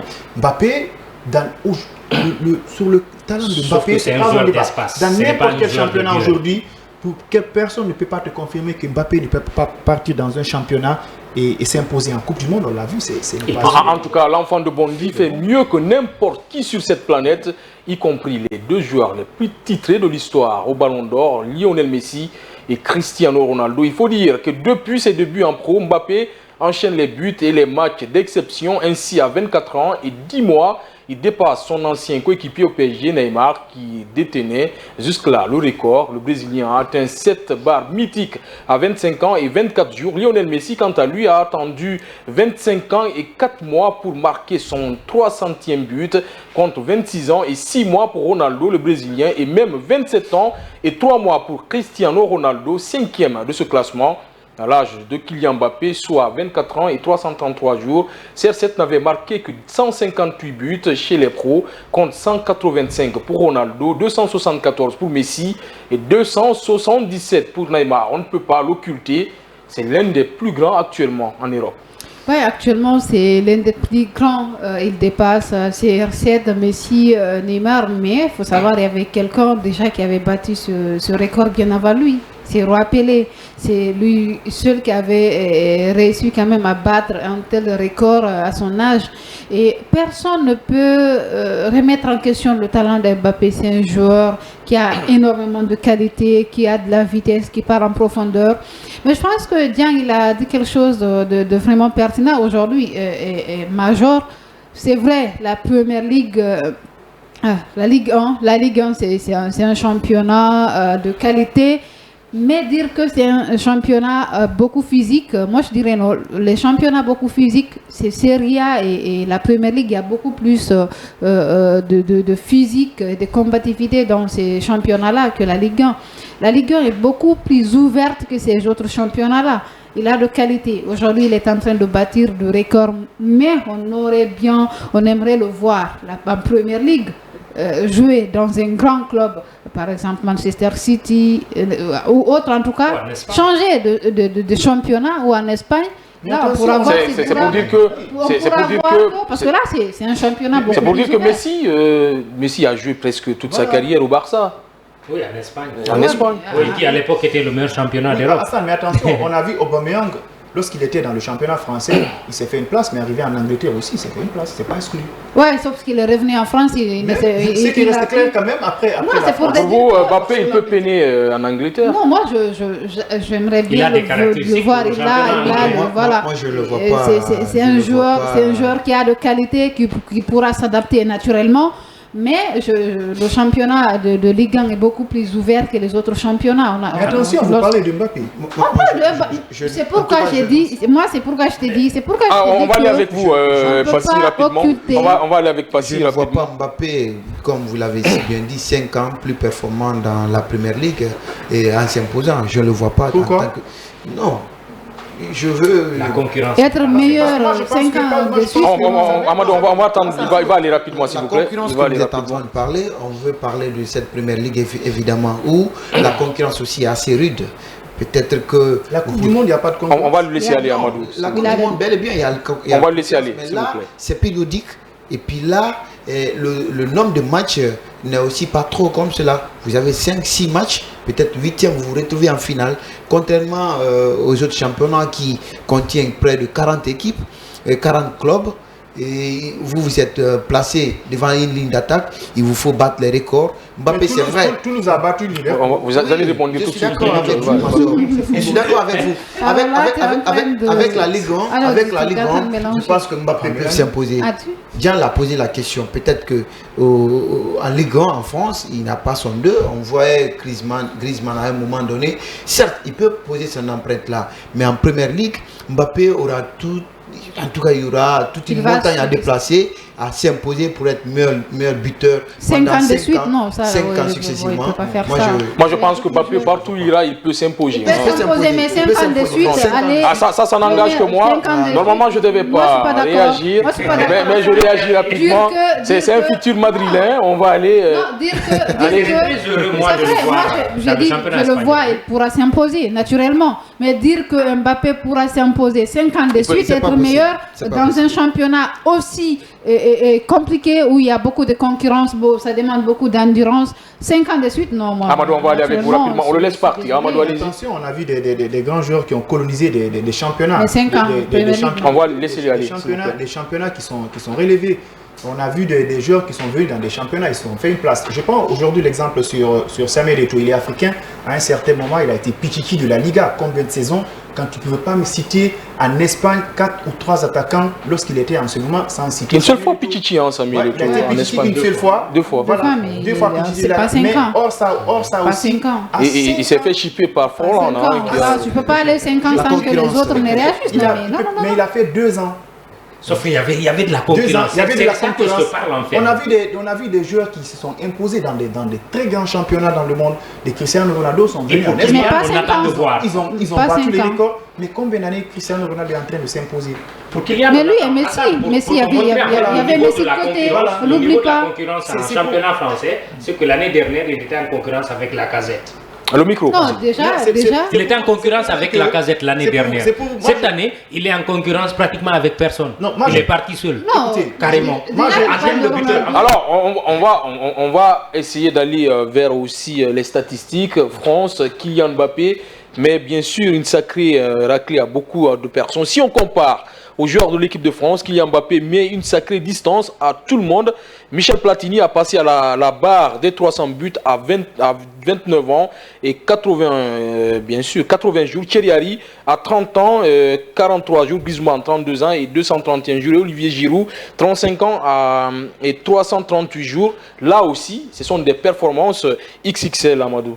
Ouais, c'est des performances XXL. C'est ce que je vous dis. On parle de club. Ok, laissons faire de club. Moi, je pense qu'en équipe nationale, la meilleure compétition au monde actuellement, c'est la Coupe du Monde. C'est là où les meilleures nations se sont regroupées. Moi, si vous voyez ce garçon, au niveau de la Coupe du Monde, il est parti en profondeur. Il a montré ses qualités d'individualité. Ce n'est pas exclu qu'il arrive dans un championnat et s'imposer n'importe quelle année. Les années maintenant, ça dépend de sa constance. Parce qu'à l'allure où Mbappé est en train de battre les records, moi, n'importe quel record, quand tu me dis, je veux dire, il est apte à le faire. Si Mbappé n'est pas blessé, il joue. C'est un joueur qui ne s'amuse pas. C'est un joueur d'abord qui n'est pas tellement distrait. S'il est bien entouré, il est capable de battre le record. C'est un joueur de défi. Il a les mêmes mentalités que Cristiano Ronaldo et Messi. C'est des joueurs qui sont tout le temps qui travaillent à la front. Quand tu vois aujourd'hui Mbappé lors de la Coupe du Monde, il s'est décidé. Il a joué une finale de la Coupe du Monde. On ne peut pas l'occulter. Je pense que même, moi je me dis, faire un débat sur les records de Mbappé, on est dans une émission, s'il ne sait pas, ce n'est même pas un débat. C'est pas un débat, il est bon. Il peut partir dans un championnat, s'imposer 2 ans, 3 ans ou 4 ans. Il est capable de le faire. Pourquoi pas? Qu'est-ce qui va l'empêcher? C'est le football, tout peut venir. Mais dire que qu'il ne va pas le faire. Pourquoi? On ne peut pas l'occulter de cela. On ne peut pas se lancer dans la magie ou à jouer des dés, dire que c'est exactement ça, ça va se faire. On a vu des défenseurs qui ont remporté des ballons d'or. En tout cas, il y a des cas exceptionnels. Ça peut arriver. Mais on ne peut pas dire quelque chose, ça ne peut pas se faire. Il n'est plus qu'à 5 longueurs de Thierry Henry et 10 d'Olivier Giroud. On va aller rapidement, vous aurez que quelques secondes. 5 sur Thierry Henry et 10 sur Olivier Giroud. Oui, qui sont les meilleurs buteurs de l'histoire de l'équipe de France. Il va battre ces records-là parce que Giroud est vers la fin et il va battre le record et naturellement et normalement, il va devenir le meilleur buteur de l'histoire de l'équipe de France. Mais bon, encore une fois, moi je mettrai un bémol. Et un Thierry Henry, je mettrai toujours Thierry Henry devant lui. Toujours Thierry Henry devant lui? Rapidement, rapidement. Toujours Thierry Henry parce qu'il en a marqué et il reste toujours dans les annales de l'histoire. Et vous? Non, Mbappé, moi je pense que sur cette lance, s'il continue comme ça, il n'a que 24 ans. Avant d'avoir peut-être ses 36 ans, il pourra battre beaucoup plus de records. Mais en tout cas, tant qu'il est dans la Ligue 1, est-ce que lorsqu'il va changer de championnat, il pourra s'imposer? Mais dire qu'il va aller faire 5 ans de suite coloniser un championnat, on a compris, naturellement, non. Ça a été chaud sur ce plateau. On va changer de débat. Nous allons filer en Angleterre pour la Première Ligue juste après ce générique.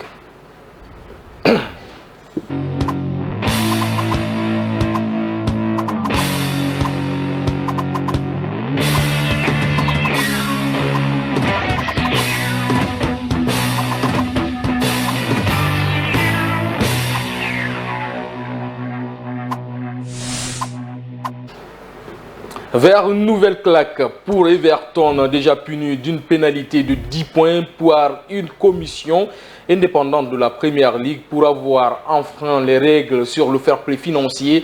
Les Toffees pourraient recevoir une nouvelle pénalité de 9 points, rapporte le Daily Mail. Burnley, Leeds et Leicester ont l'intention de demander une indemnisation contre Everton qui serait examiné par une autre commission de 3 personnes nommées par la Première Ligue avant la fin de la saison. Everton ne disposerait pas des fonds nécessaires pour régler une importante facture d'indemnisation, ce qui exposerait le club à l'administration et à la pénalité automatique de 9 points introduite par la Première Ligue en 2004. Zénab, on va partir avec vous. C'est quand même un coup dur pour Everton. Très dur déjà qu'ils commencent la saison péniblement. Ils étaient à la 14e place et là ils se voient relégués à la 19e place avec cette histoire de règles financières. Vous savez, en Première Ligue, déjà, c'est pardonné que tu puisses perdre jusqu'à 120 millions d'euros, 120 millions d'euros en 3 ans, alors que eux, ils ont perdu 142 millions. Donc, je pense que c'est une différence de 22 millions qui fait qu'aujourd'hui, ils perdent ces 10 points, mais ça ne s'arrête pas là parce que courant ces 3 années où ils ont enfreint quand même cette règle de fair play financier, il y a eu 3 clubs qui est Burnley, Leeds United et Leicester qui ont été relégués. Donc naturellement, ces 3 clubs-là peuvent porter plainte, demander à être indemnisés. Et là, chaque club va demander 100 millions. Ils n'ont pas cet argent-là. Et pour chaque 100 millions, c'est 3 points perdus à 9 points. Et certainement, ce sera plus dur si toutefois ces clubs-là arrivent aussi à porter plainte. Est-ce qu'ils ne vont pas être relégués en 2e division? Parce que déjà, aujourd'hui, ils sont à la 19e place, 10 points. Quand ils vont perdre 9 points de plus alors qu'ils ont assez de problèmes au sein de l'équipe et déjà on parle des joueurs qui, avec cette sanction-là, pourraient partir, ça sera très compliqué. Les 3 clubs préparaient une demande de 100 millions de livres chacun, basée sur la perte de revenus en Première Ligue, car ils ont tous été relégués au cours de saisons durant lesquelles Everton a été reconnu coupable de dépenses excessives. Bien que de telles demandes soient considérées comme très optimistes, le montant de l'indemnisation à verser serait décidé par une seconde commission indépendante si elle juge Everton responsable, désormais 19e avec 4 points. Les Toffees pourraient voir leur mission devenir presque impossible en cas de nouvelle pénalité. Everton est devenu le 3e club de l'histoire de la Première Ligue à se voir infliger une déduction de points en 1997, il y a eu Middlesbrough, s'est vu retirer du moins 3 points après avoir refusé d'honorer un match contre Blackburn pour cause de maladie dans l'équipe, tandis que Portsmouth avait perdu 9 points en 2010 après avoir été placé sous administration judiciaire. Les deux clubs ont été relégués en Championship à la fin de leur saison respective. Est-ce que tout ça, c'est bon pour le championnat anglais? Ben, c'est pas bon, c'est un coup dur pour un club. Vous imaginez, vous fournissez des efforts, après on te parle de relégation. C'est un tout petit peu compliqué, surtout même pour les joueurs, parce qu'il y a ces joueurs qui étaient en pleine confiance et vous parlez d'Everton. Ils ont beaucoup dépensé à Madou. Ils ont quand même beaucoup dépensé. Il y a ça aussi qui rattrape, le fair play financier. Voilà, surtout le début du championnat, on parlait d'Everton avec la qualité de ces joueurs, avec des ambitions. Mais de fait qu'ils ont tellement dépensé, ça n'a rien à voir comme chez nous, où rien n'est contrôlé, on peut faire du n'importe quoi, où un club n'a même pas les critères pour être club. Ce sont des championnats de qualité. Moi, je pense que si on arrive à le reléguer en deuxième division, ils n'ont pas assez à se plaindre. C'est ça le football, le sport, ça part avec les règles. C'est la faute de l'administration? Oui, exactement. Allez-y.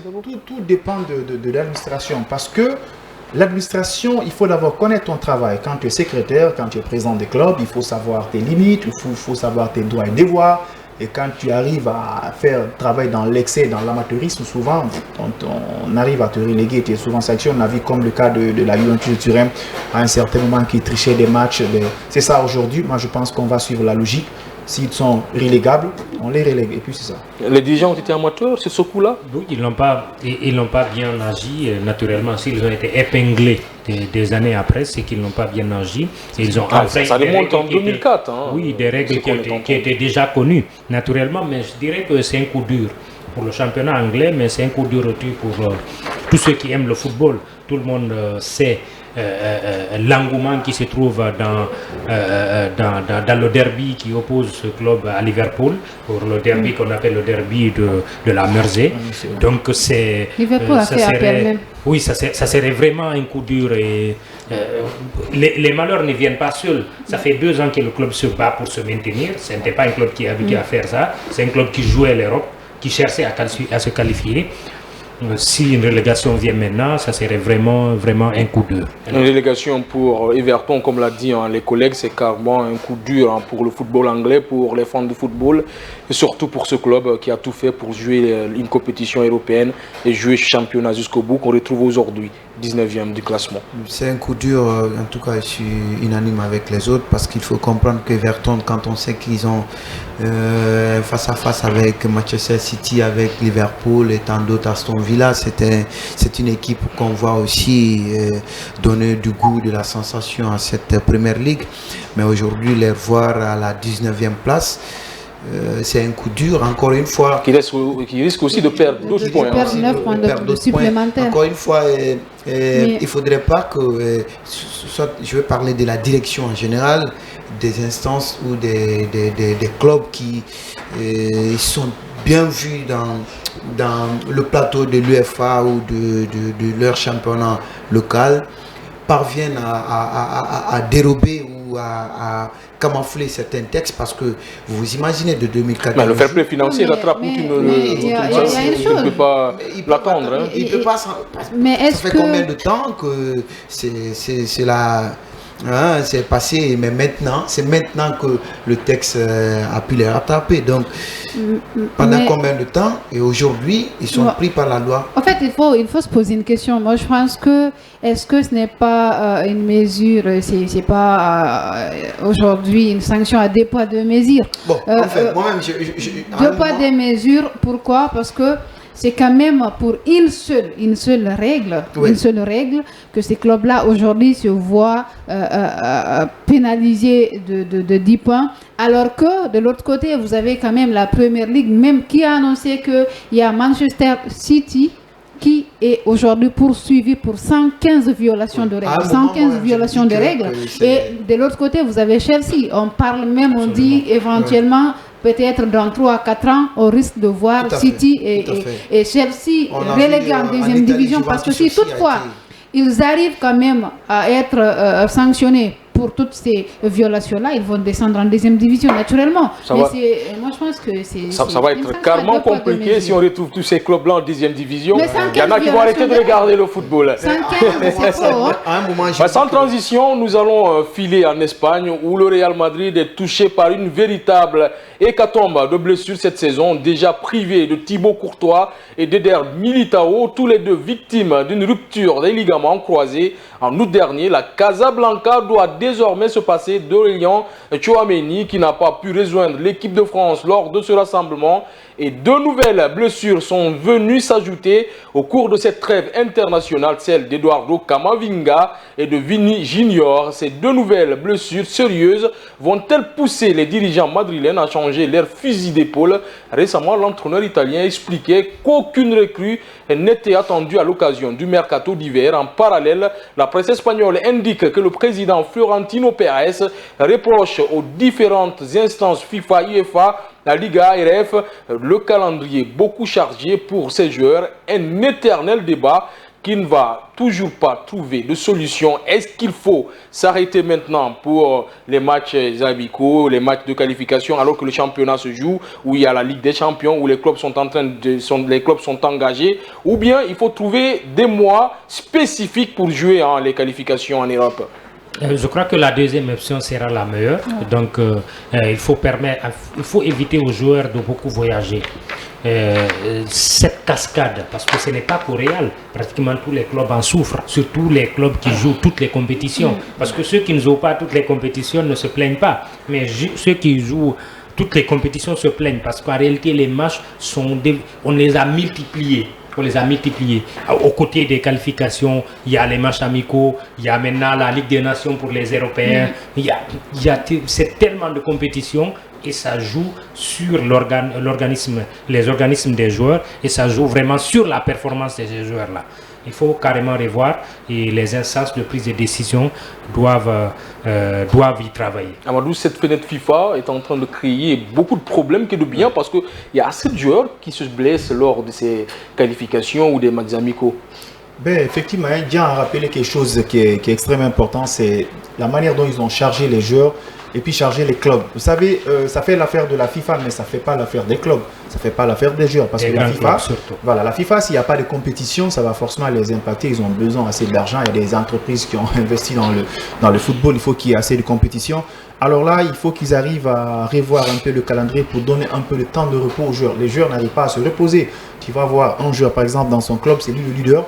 En équipe nationale encore, c'est lui le leader, donc il n'a pas assez de temps de repos. C'est pour cela on dit, en matière de football, leur carrière, c'est pas tellement comme ça. Parce qu'ils sont tellement utilisés d'une manière qu'ils ont du mal à jouer, même 5 années ou 6 ans, d'autres sont rapidement usés. Au-delà de 10 ans, ils sont usés. Ils sont complètement usés. Là, c'est à la FIFA de revoir un peu comment apaiser la situation pour permettre aux joueurs de se reposer. Parce que même au niveau de la CAN, ça fatigue les clubs. Quand il y a la CAN, il y a des clubs qui vont perdre assez de joueurs. Les débats même commencent à être débattus concernant pas mal de joueurs qui vont quitter leur club et venir jouer la Coupe d'Afrique des Nations. Il y a beaucoup de... Pour donner une idée par rapport à ça, s'il te plaît, depuis la Covid, depuis le repos non préparé de la Covid, les joueurs n'ont jamais eu un mois complet de repos. Les joueurs de top niveau. C'est pas juste le Real Madrid, non. Il y a le Barça aussi qui a perdu un très bon joueur, Gavi.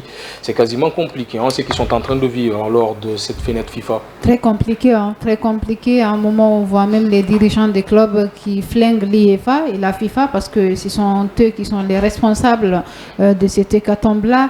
Pratiquement, la majorité des grands joueurs sont blessés actuellement. On parle Haaland, il est blessé. De l'autre côté, vous prenez aujourd'hui le Real de Madrid déjà et ils sont combien de blessés? La moitié de Bellingham, c'est lui qui marquait déjà depuis le début de la saison. Aujourd'hui, il est blessé. Est-ce qu'ils ne seront même pas obligés de chercher un vrai numéro 9? Vous avez Vini qui part pour toute la saison. De l'autre, il ne reste que Rodrigo. Rodrigo maintenant, est-ce que lui seul, il pourra faire quelque chose? Même si vous regardez avec Brésil, aujourd'hui, Neymar il est blessé, Vini blessé, il n'y a que Rodrigo. Est-ce que lui seul, il peut porter toute une nation? Donc, il faudrait qu'ils essaient de revoir ça. Vous avez la Ligue des Champions, vous avez le championnat, vous avez la Ligue des Nations, vous avez les matchs amicaux, il y a les qualifs de l'Euro et les coupes. Il y a tellement de compétitions, les joueurs ne se reposent pas et ce ne sont pas des machines, ce sont des êtres humains. Naturellement, ils vont se blesser. On a vu le cas de Gavi.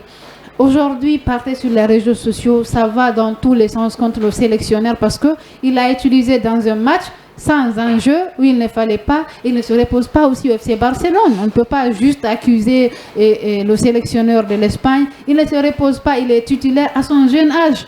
Donc forcément, ça va jouer. Il est parti pour toute la saison. On ne le verra pas sur le terrain. Et c'est un coup très dur, connaissant on a beaucoup de blessés.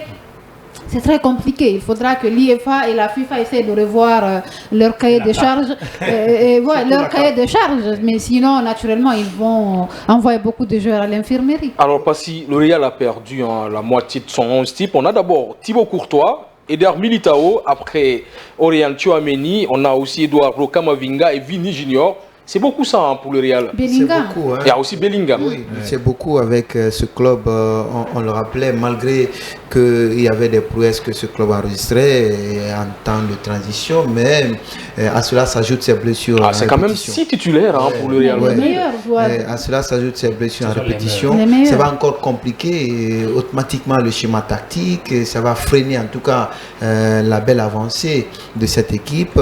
Mais aussi ça va impacter les nations que jouent ces joueurs qui jouent l'Euro. Voilà, qui jouent l'Euro. Donc au fait, ça a été une erreur de casting entre l'UEFA et la FIFA, le fait de faire cette symbiose voilà, pour rapprocher les saisons, rapprocher les compétitions.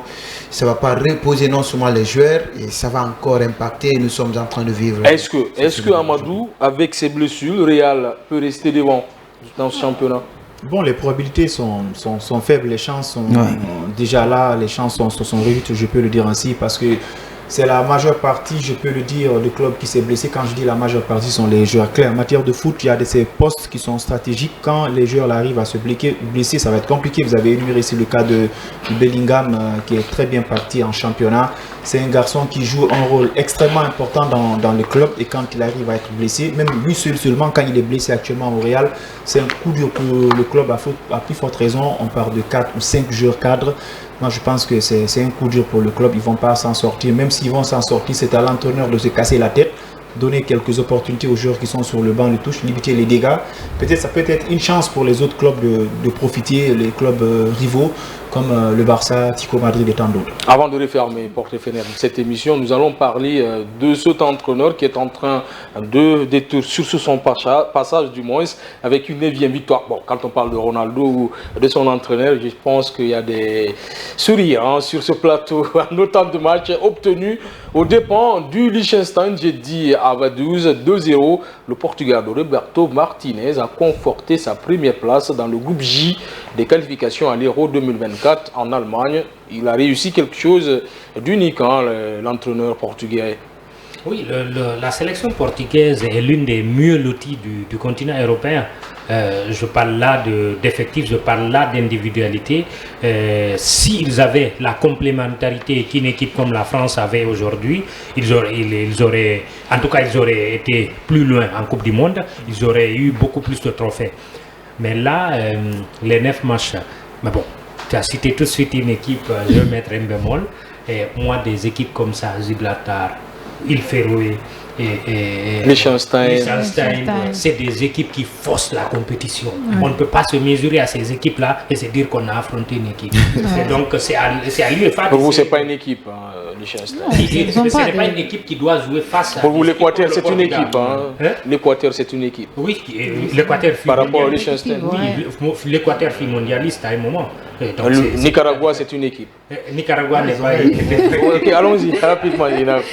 Non, mais je pense que cet entraîneur, déjà, quand il est arrivé, il y avait beaucoup de pression parce que quand il te fait virer par la Belgique parce que tu n'as pas réussi à qualifier l'équipe pour la Coupe du Monde, tu arrives, tu prends une équipe, tu remplaces quelqu'un qui s'appelle Fernando Santos quand même, qui avait pris l'Euro 2016, Ligue des Nations 2019 et qui avait réussi quand même à bâtir une équipe, même si ils ont des problèmes un peu aujourd'hui dans l'effectif. Tu viens déjà, l'objectif était, quand il est venu, il était décrié.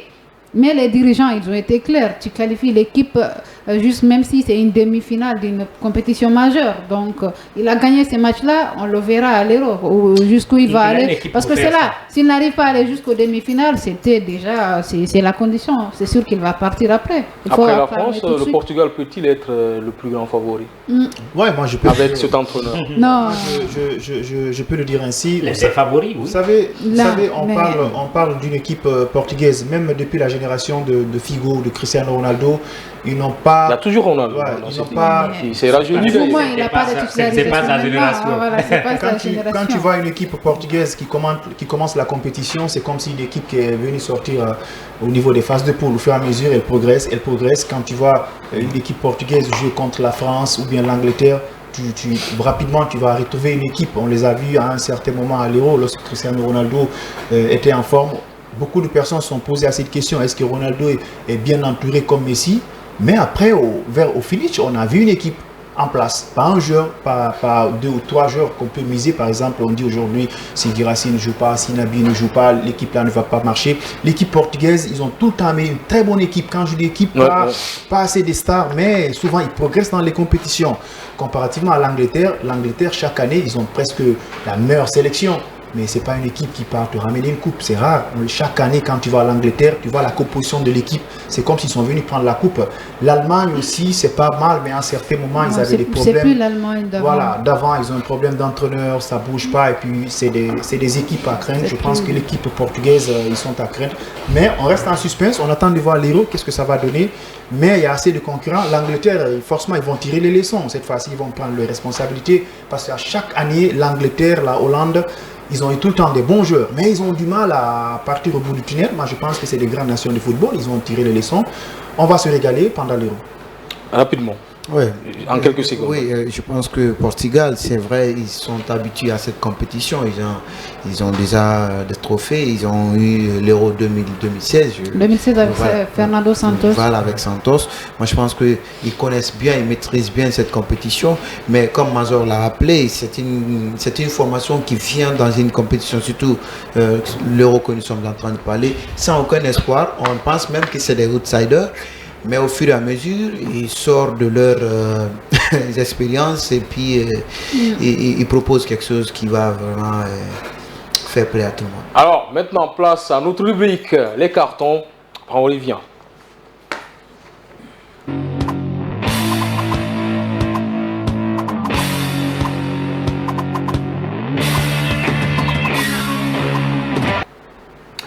Maintenant, nous allons refermer cette émission par la rubrique les cartons. On va commencer par les dames. Ah non, ça c'est sexiste. Je vais commencer par les hommes. On va commencer par les hommes. Ah d'accord. Alors, moi, naturellement, aujourd'hui, je vais dédier un carton vert à l'équipe. Pour voilà, parce que ça fait un peu longtemps qu'on n'a pas fait l'émission. Je pense que le fait de se retrouver sur ce plateau et parler. Carton vert à vous tous. On va partir avec Yann, l'autre absent. Oui, moi je vais être national aujourd'hui. Je vais donner un carton vert jaunâtre à Kaba. Pour lui dire qu'on attend aussi une victoire demain. On va partir avec vous, Passy. Oui, moi aussi carton à toute l'équipe, même si Zénab a volé. Faut pas m'imiter, hein, non, je n'ai pas volé, c'est toi qui as imité. De toutes les façons, vous avez volé mon carton. De toutes les façons, merci à toute l'équipe et on se reprend le jeudi. Hein. Le carton de Amadou. Tu parles à sa place. Moi, je donne un carton vert à Seydouba Cissé de Leganesque, qui selon moi, ça n'engage que moi, qui a marqué pour le moment le plus beau but de ces phases éliminatoires de la Coupe du Monde. C'est Même un si magnifique pas but. le plus beau but, ça fait partie parmi quand même les meilleurs buts. Ça a été spectaculaire. Lui-même, il est surpris, on a vu sa réaction, qu'il est surpris de voir le ballon au fond des filets. Il a juste décollé le ballon pour chercher une tête. C'est historique, c'est ricambolé, c'est l'allure d'un grand joueur. Je me rappelle de la tête de Zinedine Zidane à l'Euro. L'équipe de France. Là, t'es parti. C'était un magnifique but, mais c'était pas loin. Allons-y, on n'est pas. Allons-y rapidement. C'est pas pour comparer, mais l'allure, vous imaginez, en temps additionnel, ça reste quelques secondes où le joueur même il a perdu d'espoir. il te plante le ballon, lui-même il te dit que voilà, il n'attendait pas le ballon au fond des filets. Donc pourquoi j'ai comparé à Zinedine Zidane, en ce moment c'était chaud pour l'équipe de France. On voit Zidane jaillir, pap, il marque, c'est la folie. Je pense que votre carton a pris plus de quelques secondes à moi. Si vous me permettez, je pense que le jeune joueur, il était content, il a pris de plaisir, on lui souhaite bonne chance. Carton vert à Seydou Bassissé. Alors moi je donne un carton vert d'abord pour...